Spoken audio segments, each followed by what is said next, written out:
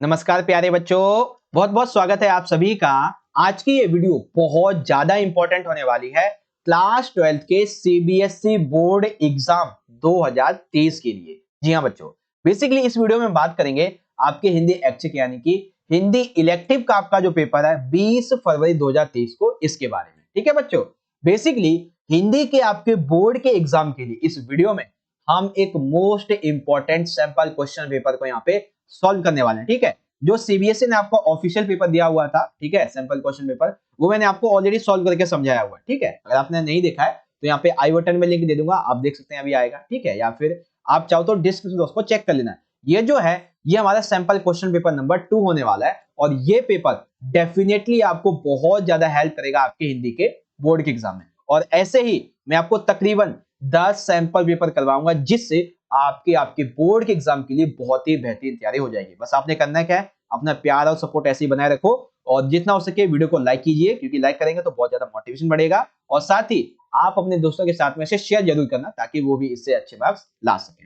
Well, question paper को देखते हैं एक बार। देखो यहाँ पे जो क्वेश्चन पेपर है वो मैंने इस तरीके से डिजाइन किया है जैसे एज इट इज लगे कि आपका ये बोर्ड का एग्जाम है, जैसे बोर्ड का पेपर होता है। ठीक है, ध्यान से देखिए, आपका जो बोर्ड का पेपर होगा उसमें 4 तरीके के सेट होंगे, सेट 1 2 3 4। तो आपको कोई भी सेट मिल सकता है और यहाँ पे एक सीरीज होगी जो भी हो सकता है। ठीक है, और यहाँ पे कोड नंबर होगा, ये हमेशा चेंज मिलेगा आपको। यहाँ पे एग्जाम्पल के लिए मैंने ये उठाया हुआ है। अब आपका जो सीबीएसई का रोल नंबर है वो आपको क्वेश्चन पेपर के इस पेज पे इन बॉक्स में लिखना होता है, जिससे कि आप क्वेश्चन पेपर को एक्सचेंज ना कर सके किसी के साथ में। ठीक है, और उसके बाद में यहाँ पे देखिए कुछ नोट होते हैं, इन नोट को आप जरूर पढ़ लीजिएगा, जैसे कि टोटल परसेंटेज पेज 18 होते हैं। ठीक है, कुछ भी हो सकता है आपके पेपर में, ठीक है ना, 18 हो सकते हैं, 20 25 कुछ भी हो सकते हैं। ओके, उसके बाद में आपका जो प्रश्न पत्र है, यानी कि ये आपने देखा ना, यहाँ पे आपको आपका जो सीबीएसई का रोल नंबर है वो लिखना है। ठीक है, और ये देख लेना भाई कि आपका जो पेपर है उसमें टोटल जो क्वेश्चन है वो 14 है या नहीं, क्योंकि अगर नहीं है तो आप अपने एग्जामिनर से कॉन्टेक्ट करिए, वो आपकी प्रॉब्लम को सुलझा देंगे। ठीक है, और सबसे इंपॉर्टेंट बात कि जब भी आप अपना पेपर देने के लिए जाओ तो आप ये देख लेना कि आपका जो पेपर है वो 10:30 से लेकर 1:30 बजे का है। ठीक है ना, ये आपके पेपर के आंसर राइटिंग का टाइम है। याद रखें, जब आप एग्जाम देने के लिए जाओगे तो पेपर आपको आपके एग्जाम टाइम के 15 मिनट पहले दे दिया जाएगा, यानी कि 10-15 तक, क्योंकि सीबीएसई ने कहा हुआ कि 15 मिनट बच्चे को पेपर पढ़ने के लिए मिलना चाहिए। ठीक है बच्चों, ये चीज आप याद रखें। और साथ ही आप जो अपना पेपर जब करेंगे ना, तो जितना हो सके आप एक क्रम के अनुसार आंसर लिखिए। ठीक है, जिससे एग्जामिनर जो होगा उस पर अच्छा इफेक्ट पड़ेगा। ओके, बाकी पेपर के पैटर्न को देखेंगे, टाइमिंग 3 घंटे की है हमारी और मैक्सिमम मार्क्स जो है वो हमारे टोटल यहाँ पे 80 होने वाले हैं। अच्छा, अब देखिए सामान्य निर्देश, ये जो हिंदी वाला पेपर है ना बच्चों, ये एकदम बहुत ही इजी सा है। कैसे, देखो पेपर जो है वो आपका 2 पार्ट में डिवाइड है। एक है पार्ट नंबर 1 जिसे बोलते हैं खंड आ, और एक है पार्ट नंबर 2 खंड नंबर बा। ठीक है, और इसी तरीके से हमारे इस पेपर के 2 पार्ट बनेंगे। इस वीडियो में हम खंड आ यानी कि जो आपके वास्तविक प्रश्न है, यानी कि टोटल जो आपके 48 में से आपको टोटल 40 एमसीक्यू जो करने हैं, इसको आज की इस वीडियो में हम पार्ट नंबर 1 में समझ लेंगे। ठीक है, और पार्ट नंबर बी जिसमें वर्णनात्मक प्रश्न पूछे जाते हैं, यानी कि प्रश्न व्याख्या, काव्यांश, गद्यांश वाली क्वेश्चन आंसर, अंतराल अंतराल किताब जो होती है। ठीक है, अव्यक्ति माध्यम वाले क्वेश्चन आंसर और साथ ही रचनात्मक लेखन जो होता है, ये जो रहेगा इसे मैं आपको पार्ट नंबर 2 में समझाऊंगा, जो कि कल शाम को आपको देखने को मिल जाएगा। ठीक है बच्चों, अगर आप ये वीडियो 2 फरवरी को देख रहे हैं तो आपको यहाँ पे आई बटन में लिंक मिल जाएगा, या फिर आप डिस्क्रिप्शन बॉक्स को चेक कर लेना। ठीक है बच्चों, तो चलिए शुरुआत करते हैं आज की इस वीडियो की। चलिए, तो आप पेपर के पैटर्न को तो समझ ही चुके हैं। अब यहाँ पे एक चीज मैं आपको और समझा देता हूँ कि आपका जो खंड आ रहेगा, एक चीज बहुत इंपॉर्टेंट कि इसमें जो आपको पहला क्वेश्चन है ये गद्यांश वाला रहेगा 10 मार्क्स का, जिसमें 10 एमसीक्यू पूछे जाएंगे। आपका क्वेश्चन नंबर जो सेकंड है ये रहेगा आपका काव्यांश वाला। ठीक है, काव्यांश वाला, जिसमें आपसे 8 मार्क्स के 2 क्वेश्चन पूछे जाएंगे और ये सभी जो है एमसीक्यू वाले होंगे, जिसमें से आपको कोई एक करना होता है। ठीक है, तो हम क्या करेंगे कि ये जो क्वेश्चन है इनको हम करेंगे वीडियो के एंड में। ठीक है, क्योंकि ये जो पेपर है बच्चों जिसमें हम एमसीक्यू को बात करेंगे वो ज्यादा इंपॉर्टेंट है क्वेश्चन नंबर 3 से। तो आइए मैं आपको लेके चलता हूं क्वेश्चन नंबर 3 की तरफ। ओके, देखिए क्वेश्चन नंबर 3 हमारा यहाँ पे आ गया। क्वेश्चन नंबर जो आपका 1 है और 2 है उसे वीडियो के एंड में आपको समझा दूंगा। ठीक है, 3 से हम शुरुआत करेंगे। और एक और चीज देखिए, जितने भी बच्चे इस लाइव सेशन में अभी तक जुड़ चुके हैं सभी बच्चों से रिक्वेस्ट है कि जितने भी हमारे ये एमसीक्यू क्वेश्चन होने वाले हैं, आप सभी इन एमसीक्यू क्वेश्चन के आंसर को लाइव सेशन में जरूर आंसर करें, जिससे आपकी भी प्रैक्टिस हो जाएगी और मुझे भी अच्छा लगेगा कि हाँ भाई बच्चे साथ में इंटरेक्ट कर रहे हैं, जुड़े हुए आंसर दे रहे हैं, तो अच्छा लगता है इन चीजों। ठीक है बच्चों, तो सभी बच्चे आंसर जरूर करें और आप चाहे तो कमेंट बॉक्स में आंसर बता सकते हैं। ओके, और एक चीज और, वीडियो के एंड में आप सभी मुझे जरूर बताना कि आपके 22 में से टोटल कितने मार्क्स हैं। ठीक है, आप कहोगे 40 में 22 कैसे, क्योंकि 18 नंबर जो है ना वो आपके उसके हो जाते हैं और गद्यांश वाले, तो मेन जो है हमारे लिए 22 नंबर है, तो आपको बताना है 22 में से टोटल कितने मार्क्स हैं। ठीक है बच्चों, वीडियो के एंड में। क्वेश्चन नंबर 3 हमारा है अव्यक्ति माध्यम के संबंध में कि एमसीक्यू है टोटल एक एक मार्क्स के 5। आइए क्वेश्चन को पढ़ेंगे। पहला क्वेश्चन हमारे सामने ये है बच्चों कि कोई भी लेखन विशेष लेखन कहलाता है जब वह, यानी कि हमें पता है क्या बताना है कि विशेष लेखन की परिभाषा क्या है इनमें से। ठीक है, तो विशेष लेखन क्या होता है बच्चों, विशेष लेखन तब होता है जब कोई लेखन किसी सामान्य लेखन से हटकर विशेष विषय पर लिखा जाए। यानी कि इसका मतलब क्या हुआ, इसका मतलब हुआ हमारा ऑप्शन नंबर पहला यानी कि का राइट हो जाएगा। सामान्य लेखन से हटकर किसी विशेष विषय पर लिखा गया लेखन क्या कहलाता है, विशेष लेखन कहलाता है। का हमारा राइट हो गया। ठीक, सेकंड क्वेश्चन की बात करते हैं कि जो समाचार पत्र होते हैं, ठीक है, समाचार पत्र में जो भी फीचर छापे जाते हैं उनकी एक शब्द सीमा होती है। ठीक है, तो वो शब्द सीमा कितनी होती है ये आपको बतानी है। 500 से 2000 तक, 250 से 2000 तक, 1000 से 5000 तक, या फिर 500 से 5000 शब्द तक। ठीक है, वैसे आपकी जो किताब है उसमें आंसर दिया गया 200 से। ठीक है, लेकिन यहाँ पे उसके नियर बाई कितना दिया गया, 250 दिया गया, तो हम क्या कहेंगे, हम कहेंगे कि 250 से लेके 2000 शब्द तक समाचार पत्र में छपने वाले फीचर की एक शब्द सीमा होती है। ठीक है बच्चों, यानी कि हमारा ऑप्शन नंबर जो खा है वो यहाँ पे राइट होगा। ओके बच्चों, जिन बच्चों ने खा दिया उनका राइट आंसर है। तीसरे की बात करते हैं। अब तीसरा जो प्रश्न है बच्चों, इसमें आपको कथन चुनना है और देखना है कि कौन सा सही है, और इस प्रश्न में आपका 3 नंबर का एक प्रश्न भी यहाँ पे कंप्लीट हो जाएगा। जी हाँ, कैसे, देखिए ध्यान से समझिएगा। क्वेश्चन ये है कि निम्नलिखित कथनों पे आपको विचार करना है। सबसे पहला यहाँ पे दिया गया है बच्चों पूर्णकालिक पत्रकार। ये क्या होते हैं, बेसिकली ये वे पत्रकार होते हैं जो किसी समाचार पत्र में या फिर समाचार पत्र का जो संगठन होता है, यानी कि जो मीडिया होती है ना, मीडिया का एक जो हेडक्वार्टर होता है यानी कि ऑफिस होता है, उसमें नियमित वेतन होगी, यानी कि जो काम करते हैं नॉर्मली बेस पे, सैलरी बेस पे, उसको बोलते हैं पूर्णकालिक पत्रकार। यानी कि ये तो हमारा राइट हो गया बच्चों। ठीक है, सेकंड है अंशकालिक पत्रकार, यानी कि ये निश्चित मानदेय पर कार्य करने वाले होते हैं, यानी कि इनको जितना पैसा दिया जाता है ये उसके अकॉर्डिंग कार्य करते हैं, ये भी राइट है। अब तीसरा क्या है, फ्रीलांसर पत्रकार। ये क्या होते हैं, ये भुगतान के आधार पे अलग अलग समाचार पत्रों के लिए लिखते हैं, यानी कि इनको जितना पैसा मिलता है उस हिसाब से ये किसी एक न्यूज मीडिया के लिए नहीं, बल्कि अलग अलग जो समाचार पत्र हैं, ठीक है, बहुत से समाचार पत्र हैं, अलग अलग समाचार पत्रों के लिए लिखा करते हैं, किसी एक के लिए नहीं, सभी के लिए काम करते हैं। तो इसका मतलब क्या हुआ बच्चों, इसका मतलब ये हुआ कि आपको समझ में आया पूर्णकालिक पत्रकार कौन है, अंशकालिक पत्रकार कौन है और फ्रीलांसर कौन है, तीनों समझ में आ गया ना। दैट मीन्स यहाँ पे ऑप्शन नंबर जो हमारा गा है, जिसमें पहला दूसरा तीसरा दिया गया है, ये हमारा राइट हो जाएगा। ओके बच्चों, सिंपल सा क्वेश्चन है, बहुत अच्छे तरीके से समझ में आ गया होगा। आगे बढ़ते हैं। क्वेश्चन नंबर 4 में देखिए रिक्त स्थान दिया गया है।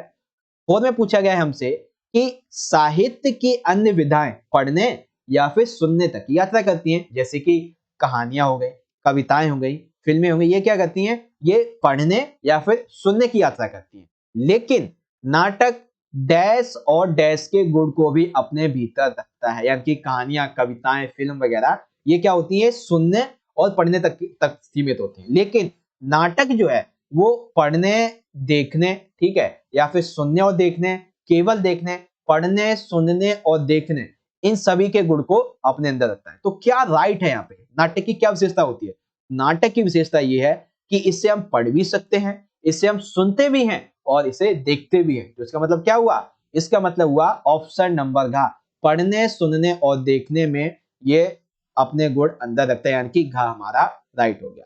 ओके बच्चों, अगला प्रश्न है कहानी के संबंध में। अब कई बच्चे कहेंगे सर जी आपने जो जनसंचार माध्यम वाला चैप्टर है उसमें से तो एक ही लिया, क्योंकि उससे ना 3 मार्क्स का क्वेश्चन आगे बनेगा, इसलिए नहीं लिया मैंने। ठीक है, अब देखो कहानी लेखन सीखने का सबसे अच्छा तथा कारगर तरीका कौन सा है, यानी कि यदि आपको कहानियां, पोएट्री राइटिंग सीखनी है, कहानी लेखन सीखना है, तो सबसे अच्छा तरीका कौन सा है इनमें से। क्या अच्छी कहानियां पढ़नी चाहिए, दादा नानी से कहानियां सुननी चाहिए, कहानी लिखने का अभ्यास करना चाहिए, या फिर सभी है। तो देखो यहाँ पे अगर आप ऑप्शन देखेंगे तो सारे सही हैं, यानी कि घास सही आना चाहिए।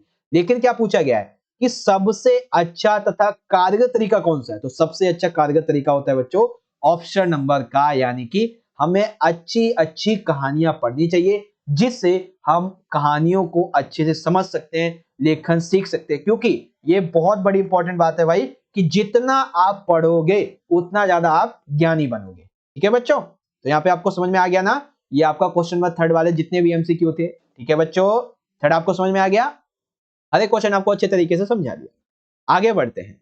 अब क्वेश्चन नंबर 4 हमारा यहाँ पे दिया हुआ है बच्चों कि निम्नलिखित काव्यांश को ध्यान पूर्वक पढ़कर पूछे गए प्रश्नों के सही उत्तर वाले विकल्प चुनिए। काव्यांश क्या है?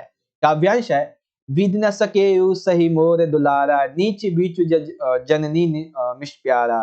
ठीक है, ये बेसिकली भरत राम का जो प्रेम है उससे लिया गया है, तो आप इसे चाहें तो पढ़ लीजिए। हमारे सामने एक एक मार्क्स के 6 एमसीक्यू इससे पूछे जाएंगे, हम उनको डिस्कस करें। ठीक है, पहला क्वेश्चन हमारे सामने ये है कि भारत, ठीक है ना, क्वेश्चन है कि प्रभु भरत और प्रभु श्री राम के बीच में स्नेह किसे सहन नहीं हुआ है? विधाता को, उनके पिता दशरथ को, माता कैकेयी को, या फिर प्रजा को? तो इसमें आप देखो कि राजा दशरथ बहुत ज्यादा दुखी थे, माता कैकेयी नहीं। अगर यहाँ पे मंथरा होती ना तो एक टाइम को हम कह सकते थे उसे सहन नहीं हुआ था। ठीक है, लेकिन माता कैकेयी और राजा दशरथ, प्रजा सभी को तो अच्छा लगता था इनका प्रेम। किससे सहन नहीं हुआ? विधाता को। ऐसा भरत सोच रहे, क्यों भाई? क्योंकि उनके भाई अब बन जा रहे थे इसलिए। यानी कि क्या मतलब हुआ? इसका मतलब हमारे सामने ये हुआ कि ऑप्शन का जो रहेगा ये हमारा राइट हो गया। ठीक है, सेकंड क्वेश्चन ये है कि परिवार में आए सभी दुखों का कारण भरत किसे मानते हैं? परिवार में राम के वनगमन का, ठीक है, और अपने पिता दशरथ की मृत्यु का, ठीक है, माताओं की विधवा होने का जो दुख है, इसका कारण सबसे ज्यादा भरत किसे मानते हैं? अपने आप को मानते हैं, अपने दुर्भाग्य को मानते हैं, माता कैकेयी को मानते हैं, या फिर पिता दशरथ को मानते हैं? तो वो जो है वो स्वयं के साथ में अपने दुर्भाग्य को ज्यादा दोष देते हैं, यानी कि यहाँ पे हमारा खा राइट हो जाएगा। कई बच्चों को लग रहा होगा कि स्वयं को, नहीं नहीं, वो स्वयं को तो दोष देते ही थे, लेकिन जो मेन कारण है वो है उनके दुर्भाग्य को। ठीक है, आगे बात करते हैं क्वेश्चन नंबर 3 का।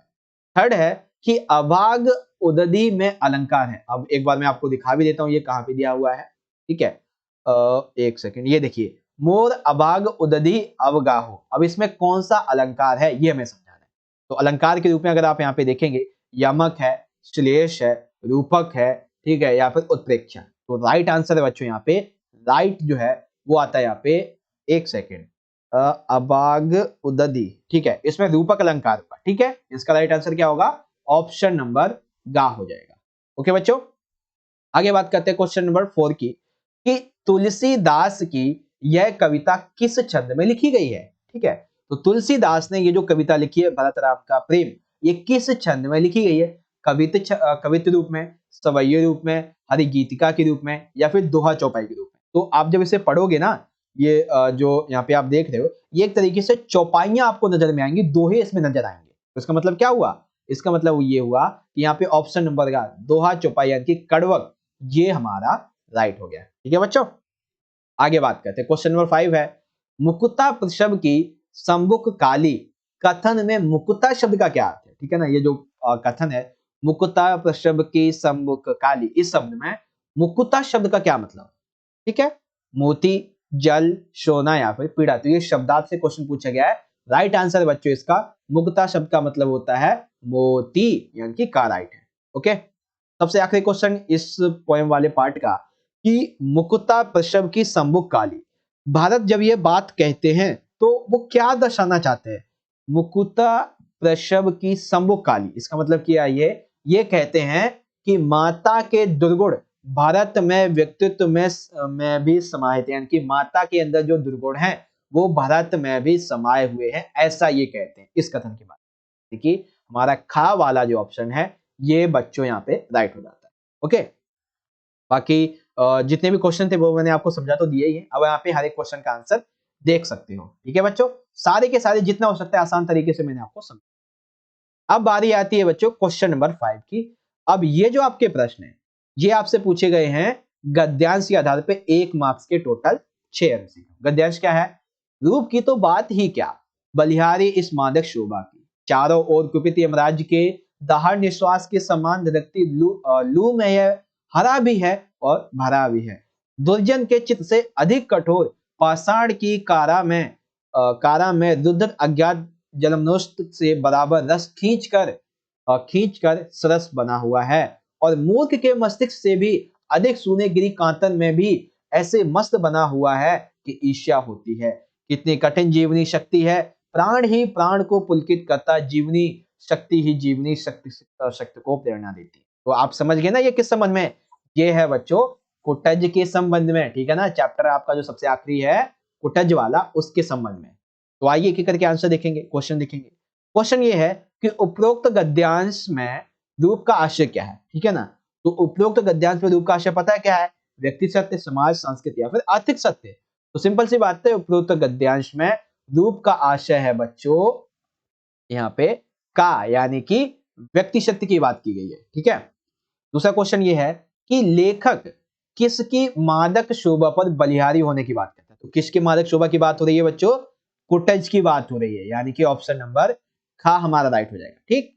तीसरा ये है धधकती लू किसका प्रतीक है, या फिर इसका क्या अभिप्राय है। तो धधकती लू यहाँ पे जैसा कि अभी आपने देखा कि ये धारण निश्वास के समान, यमराज के धारण निश्वास के समान है, ठीक है ना। तो यानी कि मतलब क्या हुआ? मतलब ये हुआ कि ऑप्शन नंबर गा, यमराज का दारुण निश्वास के समान धधकती लू यहाँ पे प्रतीक दर्शा रही है, तो ऑप्शन गा राइट हो जाएगा, ठीक है बच्चों। चौथा क्वेश्चन ये है कि लेखक जो है, लेखक को कुटज से ईर्ष्या क्यों हो रही है, या फिर ये भी पूछा जा सकता है कि लेखक जो है इसने कुटज की क्या यहाँ पे विशेषता बताई है। तो 2 मार्क्स में आ सकता है कि लेखक को कुटज से ईर्ष्या क्यों होती है, या फिर लेखक ने कुटज की क्या विशेषता बताई है। तो पहला ये है कि सूने गिरी कांतन में भी मस्त खड़ा है, यानी कि ऊंचे से पहाड़ पे जहाँ पे पत्थर ही पत्थर है वहां पे भी सूना सूना है, फिर भी ये एकदम मस्त हरा भरा खड़ा हुआ है, ठीक है। अज्ञात जल स्रोत से बरबस ही रस खींच लेते हैं, यानी कि इसके आसपास कोई जल स्रोत नहीं है, फिर भी ये जल खींच लेता है अपने पास अपने भोजन के लिए, ठीक है। गाय ये है धधकती लू में भी ये हरा भरा खड़ा हुआ है, यमराज के धारण के समान ये एक तरीके से उसका सामना करता है, इसीलिए लेखक को कुटज से ईर्ष्या होती है, यानी कि ऑप्शन नंबर घ उपरोक्त सभी ये हमारा राइट हो जाएगा, और यही तीनों कुटज की विशेषता भी है, ठीक है बच्चों। पांचवे की बात करते हैं। पांचवा प्रश्न ये है कि पाषाण की कारा में रुद्धत अज्ञात जल स्रोत से रस खींचकर सरस कौन बना हुआ है। तो सिंपल सी बात है भाई, कौन बना हुआ है? कुटज बना हुआ है, सिंपल है, ठीक है। छठा हमारे सामने ये है कि विजिता तपा का शब्द अर्थ क्या है, ठीक है। तो बेसिक चैप्टर में ये एक वर्ड है विजिता तपा, इसका शब्द अर्थ क्या है। तो अगर आप इसका संधि विच्छेद करोगे ना तो ध्यान से समझ जाओगे। विजिता तपा यानी कि जो तप यानी कि तप से, यानी कि धूप जो होती है उसको दूर करने वाला होता है, ठीक है ना। तो यानी कि कौन सा ऑप्शन राइट हो जाएगा? खा वाला हमारा ऑप्शन यहाँ पे राइट हो जाएगा, धूप को दूर करने वाले, ठीक है बच्चों। तो आ गया समझ में आपको। कुटज चैप्टर से ये एमसीक्यू आपसे पूछे जा सकते हैं, जो मैंने आपको यहाँ पे अच्छी तरीके से समझा दिए। ओके बच्चों, चलिए आगे बढ़ते हैं। अब जो हमारा क्वेश्चन है वो है बेसिकली आपके सेकंड वाली जो बुक है अंतराल वाली, इससे, ठीक है। अब यहाँ पे ना बेसिकली एक चीज है कि टोटल आपके 3 चैप्टर आ रहे बोर्ड में 2023 के लिए, जिसमें से पहला, तीसरा और चौथा ये चैप्टर है, ठीक है ना। सर पहला, तीसरा, चौथा ही है, ओके। तो मतलब टोटल 3 चैप्टर है, एक कटा हुआ है आपका। तो यहाँ पे क्या है कि जो 5 एमसीक्यू है ना, उसमें से एक जो एमसीक्यू है वो सूरदास वाले से है, और बाकी के एमसीक्यू आपके 2 चैप्टर से लिए गए। क्यों भाई? क्योंकि सूरदास वाले से 3 मार्क्स का क्वेश्चन बनेगा। क्वेश्चन को देखेंगे। सबसे पहला प्रश्न है सूरदास वाले चैप्टर से कि दादा अब हम रहेंगे कहां। सूरदास की झोपड़ी अध्याय में यह कथन किसने और किससे कहा है? दादा अब हम कहां रहेंगे, यानी कि जब सूरदास की झोपड़ी जल जाती है तो उससे कौन कहता है कि दादा अब हम कहां रहेंगे। तो एक तो आंसर मिल गया, किससे कहा है, यानी कि सूरदास से कहा है। अब ये पहचानना है कि किसने कहा है। तो क्या नायक राम मिठुआ, नहीं, देखो यानी कि गा तो हमारा पहले ही आउट हो जाता है। अब भैरव सूरदास को दादा तो कहेगा नहीं, तो ये भी गलत हो जाता है। अब सूरदास ने मिठुआ से कहा नहीं, क्योंकि सूरदास जो है वो मिठुआ का दादा बनता है। दैट मीन्स एक तरीके से दादा तो नहीं, एक तरीके से हम ये कह सकते हैं कि पिता टाइप में, ठीक है ना। तो मिठुआ ने ये कथन किससे कहा है कि दादा हम रहेंगे कहां? सूरदास से, यानी कि हमारा ऑप्शन नंबर जो का है ये राइट यहाँ पे निकल के आ जाता है, ठीक है। दूसरा क्वेश्चन आता है कि बिस्कोहर की माटी के लेखक के अनुसार पहली बारिश में भीगने से क्या होता है। बिस्कोहर की माटी के लेखक विश्वनाथ, ठीक है, इनके अनुसार जब पहली बारिश होती है तो जब हम इसमें भीगते हैं तो क्या परिवर्तन होते हैं हमारे शारीरिक लेवल पे, ठीक है।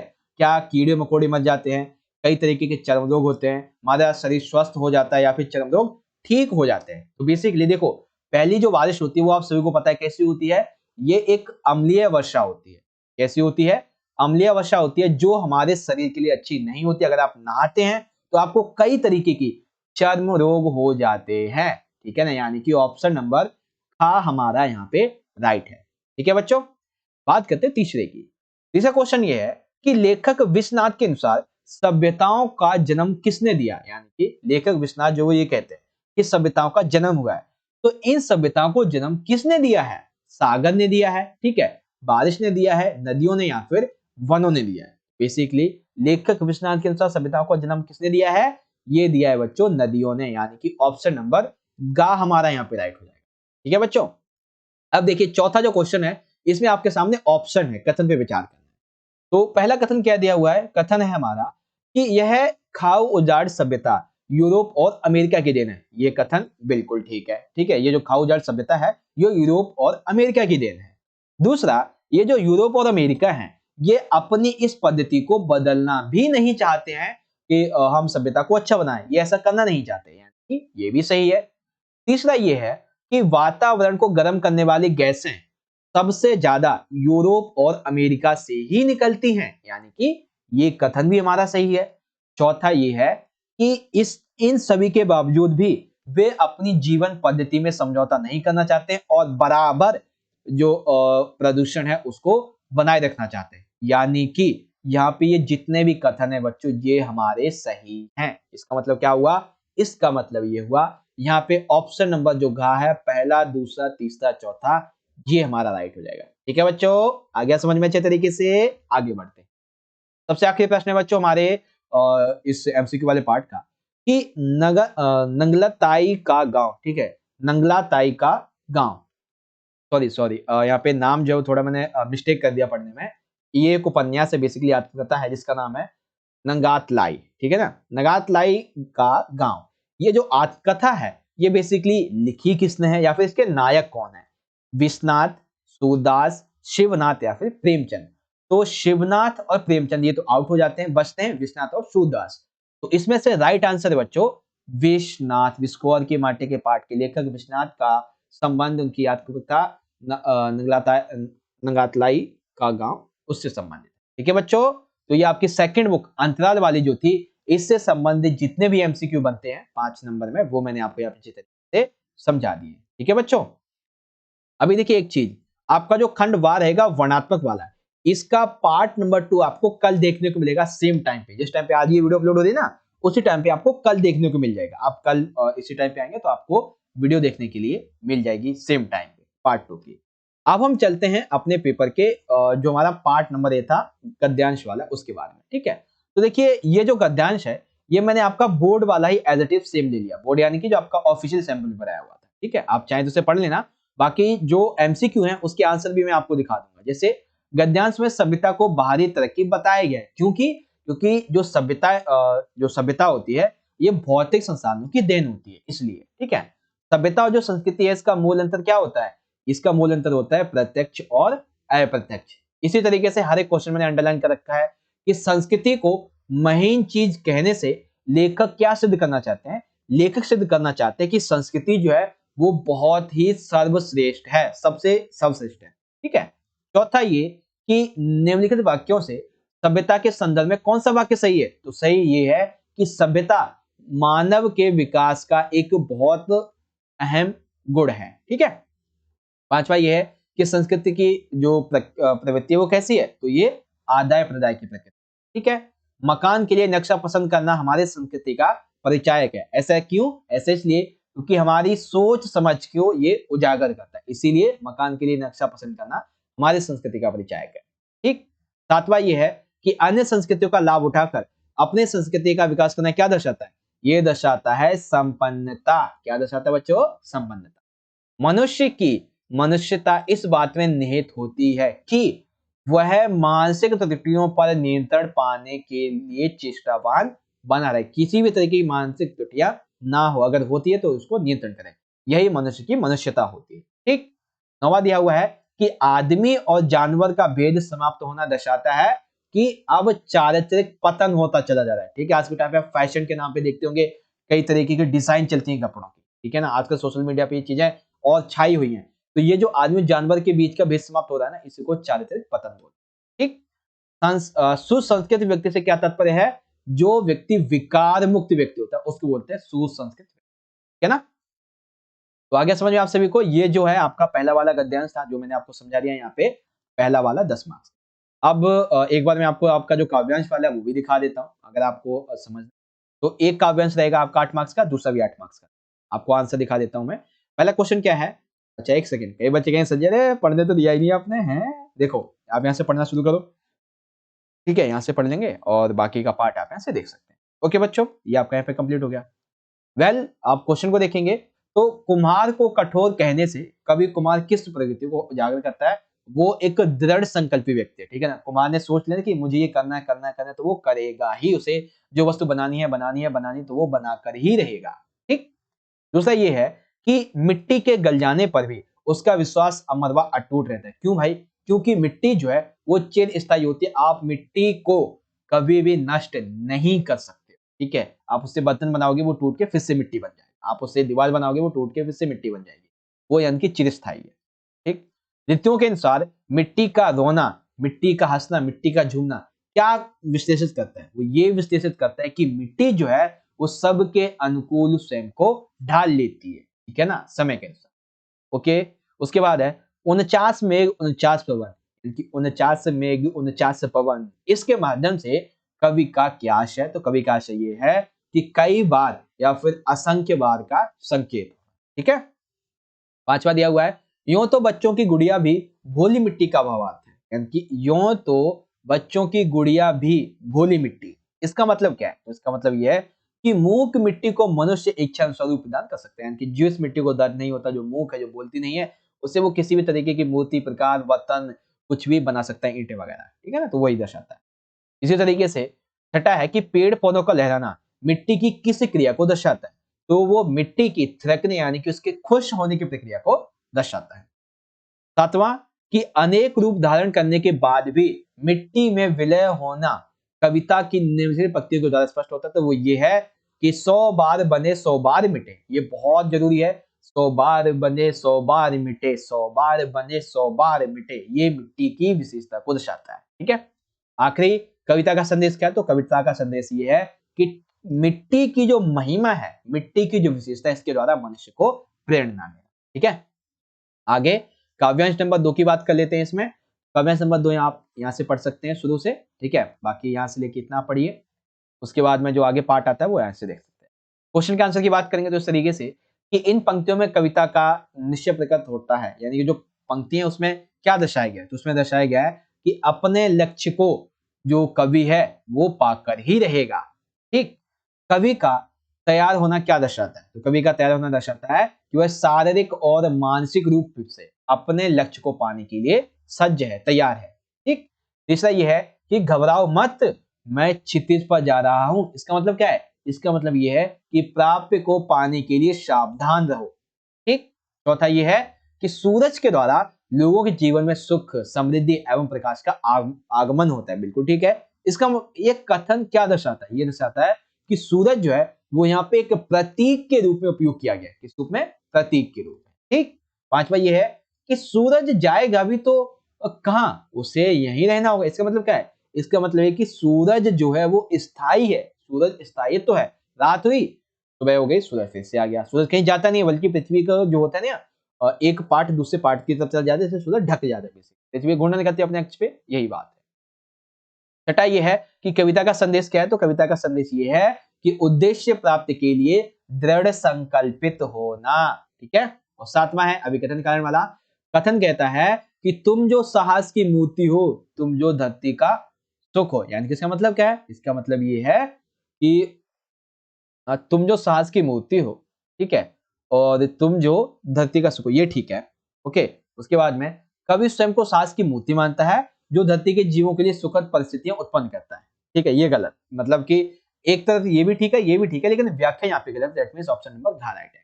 आठवां क्वेश्चन, कि कवि के संबंध में इनमें से सही है कि वह अदम्य साहस का धनी है। ठीक है बच्चों, तो 30 मिनट के अंदर हमने अपना पेपर कंप्लीटली सॉल्व कर लिया। ओके, एमसीक्यू वाले जितने क्वेश्चन थे आप सभी बताएंगे कि 22 में से आपके टोटल कितने क्वेश्चन आंसर सही रहे हैं। ठीक है बच्चों, इस तरीके से हमारा आज का जो बोर्ड के एग्जाम के लिए पेपर था, जिसमें खंड नंबर आ ये कंप्लीट कर लिया। अब जो आपका पार्ट 2 रहेगा उसमें आपको खंड नंबर आपका जो 12 रहेगा ये आपको समझा दूंगा, जिसका लिंक आपको डिस्क्रिप्शन बॉक्स में या फिर आई बटन में देखने को मिल जाएगा। अदरवाइज आप चैनल को सब्सक्राइब कर लो ऐसी इंपॉर्टेंट वीडियोस के लिए। मिलेंगे नेक्स्ट वीडियो में, तब तक के लिए आप सभी पढ़ते रहिए और अपना अच्छे से ख्याल रखिएगा। ऐसे इंपॉर्टेंट वीडियोस के लिए चैनल को सब्सक्राइब जरूर करें। मिलेंगे आपसे नेक्स्ट वीडियो में, तब तक के लिए आप सभी अच्छे से पढ़ाई कीजिए और अपना ख्याल रखिएगा। Best wishes for your board exam. धन्यवाद। जय हिंद, वंदे मातरम।